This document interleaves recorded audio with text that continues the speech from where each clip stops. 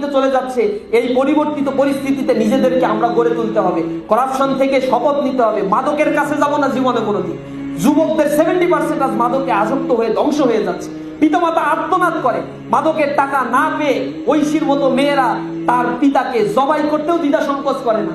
মাদক গ্রহণ করতে না পেরে পিতার গায়ে যখন আঘাত করা হয়, তখন এই গাজীপুরে বাবা তার সন্তানকে কুড়াল দিয়ে কুপিয়ে হত্যা করে বলছে, আমিও মাপ পাইলাম, আমিও মুক্তি পাইলাম, ও মুক্তি পাইল। এভাবে কত পরিবারগুলো যে ধ্বংস হয়ে যাচ্ছে, ফ্যামিলিগুলো, নিউক্লিয়াস ফ্যামিলিগুলো আজকে ব্রেকডাউন হয়ে একেবারে শেষ প্রান্তিক অবস্থাগুলোতে চলে যাচ্ছে। এই সোশ্যাল স্ট্রাকচারকে পুনর্গঠন করা, আমাদের কালচারাল ব্যবস্থাগুলোকে পুনর্গঠন করার জন্য চেষ্টা করতে হবে। পশ্চিমা প্যাট পচা সংস্কৃতি যা আমাদের উপরে চাপিয়ে দেওয়া হচ্ছে, এর বিরুদ্ধে আমাদের সংঘবদ্ধ চিন্তা চেতনাকে আরো বেশি এক্সপ্লোর করার জন্য চেষ্টা করতে হবে। এই অঞ্চলের যে সমৃদ্ধ যে সাংস্কৃতিক কালচারাল সিস্টেম আমাদের রয়েছে, এই কালচারাল সিস্টেমের মধ্য দিয়ে আমাদের জাতিসত্তাকে আমরা গড়ে তোলার জন্য চেষ্টা করব। সংঘবদ্ধতাই আমাদেরকে শক্তি দেয়।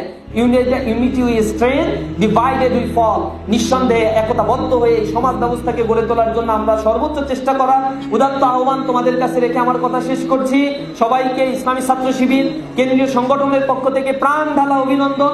তোমাদের জীবন সুখী হোক, আগামীর সুন্দর ভবিষ্যতের জন্য দোয়া করে আমার কথা শেষ করছি।